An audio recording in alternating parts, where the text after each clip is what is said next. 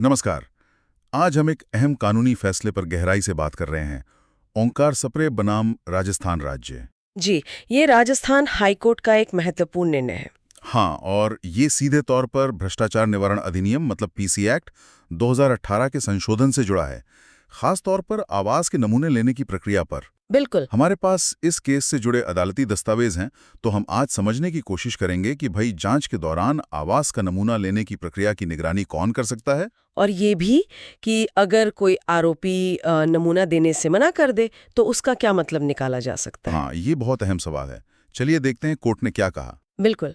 ये फैसला न सिर्फ जांच एजेंसियों बल्कि बचाव पक्ष के वकीलों और अभियुक्तों के लिए भी काफी मायने रखता है।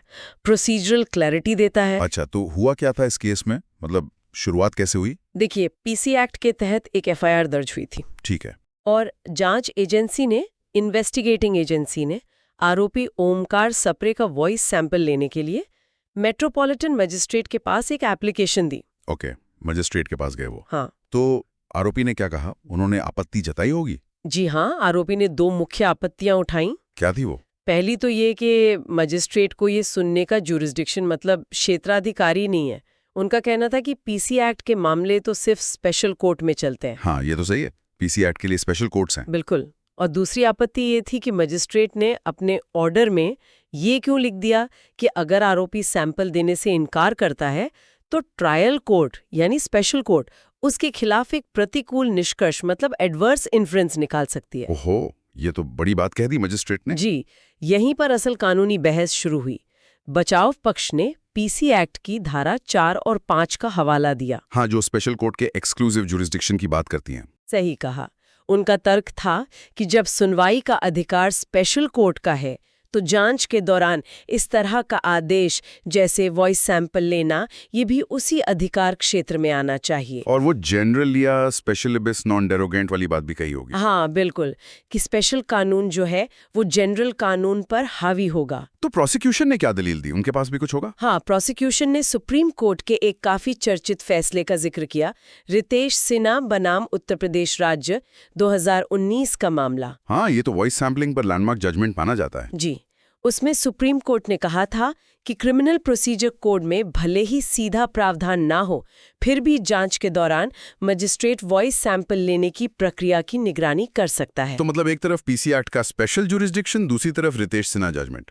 हाई कोर्ट ने इसे कैसे सुलझाया? हाई कोर्ट ने यहाँ एक बहुत बारीक लेकिन महत्वपूर्ण अंतर समझाया। क्या? कोर्ट ने माना कि रितेश सिन्हा फैसले के हिसाब से मैजिस्ट्रेट के पास जांच के स्टेज पर वॉइस सैंपल लेने की प्रक्रिया की निगरानी करने का अधिकार है, भले ही केस पीसी एक्ट का हो। अच्छा, सिर्फ निगरानी। हाँ, ये समझना जरूरी है। कोर्ट ने कहा कि मैजिस्ट्रेट का रोल यहाँ जुडिशियल नहीं है बल्कि सुपरवाइजरी या सर्टिफाइंग है। जैसे आइडेंटिफिकेशन परेड होती है ना, हाँ, बस वैसे ही ये पक्का करना कि भाई प्रक्रिया ठीक से हुई, सैंपल सही तरीके से लिया गया, वो केस के मेरिट पर कोई फैसला नहीं दे रहा है। समझ गया। तो प्रक्रिया की निगरानी मैजिस्ट्रेट कर सकता है पीसी एक्ट के केस में भी। लेकिन फिर वो जो दूसरी बात थी, इनकार करने पर प्रतिकूल निष्कर्ष वाली टिप्पणी, उसका क्या? हाँ, वो दूसरा पॉइंट था जहां हाईकोर्ट ने मैजिस्ट्रेट के आदेश को गलत ठहराया। अच्छा, कोर्ट ने बिल्कुल साफ कहा कि मैजिस्ट्रेट ने ये टिप्पणी करके अपने अधिकार क्षेत्र से बाहर कदम रखा है, मतलब? और वो भी ट्रायल के दौरान सबूतों के आधार पर। बिल्कुल, वो भी मुकदमे के आखिर में सारे सबूतों को देखते हुए। अभियुक्त को सैंपल देने से इनकार करने का अधिकार है। मैजिस्ट्रेट जांच के स्टेज पर ही ये नहीं कह सकता कि अरे तुमने मना किया तो तुम्हारे खिलाफ जाएगा मामला। ये तो अभियुक्त के अधिकारों की सुरक्षा के लिहाज से बहुत जरूरी बात है। हाँ बिल्कुल, मैजिस्ट्रेट एक तरह से जांच में दबाव नहीं बना सकता ये कहकर के मना करोगे तो बुरा होगा। कोर्ट ने कहा कि ये प्रतिकूल निष्कर्ष वाली टिप्पणी अधिकार क्षेत्र का उल्लंघन है। तो मतलब मैजिस्ट्रेट प्रक्रिया का रेफरी है, पर खेल के नतीजे पर कमेंट्री नहीं कर सकता। एकदम सही तरीके से समझा आपने। मजिस्ट्रेट का काम बस ये देखना और रिकॉर्ड करना है कि अभियुक्त ने सैंपल दिया या इनकार किया।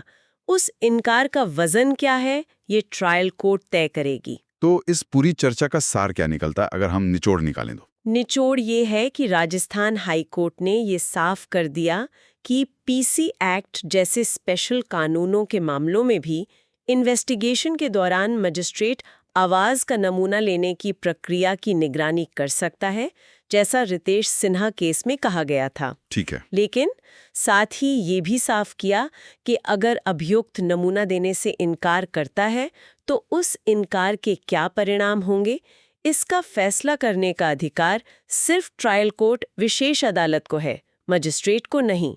ये फैसला कहीं ना कहीं प्रक्रिया की निष्पक्षता और अभियुक्त के अधिकारों के बीच एक संतुलन बनाने की कोशिश करता है। जी हाँ, खासकर जांच के उस संवेदनशील चरण में जब मामला अभी कोर्ट में पूरी तरह खुला नहीं है, ये अभियुक्त को एक तरह की शील्ड देता है। और ये हमें एक सोचने वाले सवाल पर भी छोड़ जाता है क्या? कि ये जो प्रक्रियात्मक निगरानी और न्यायिक निर्णय के बीच की बारीक रेखा है, ये बाकी प्री ट्रायल जांच प्रक्रियाओं में, खासकर दूसरे स्पेशल कानूनों में कैसे लागू होती होगी? ये वाकई एक अहम सवाल है। क्या सिर्फ प्रक्रिया की निगरानी करना जांच की शुरुआत में अभियुक्त के आत्मदोषारोपण के खिलाफ जो अधिकार हैं, उनकी पर्याप्त सुरक्षा करता है? ये सोचने वाली बात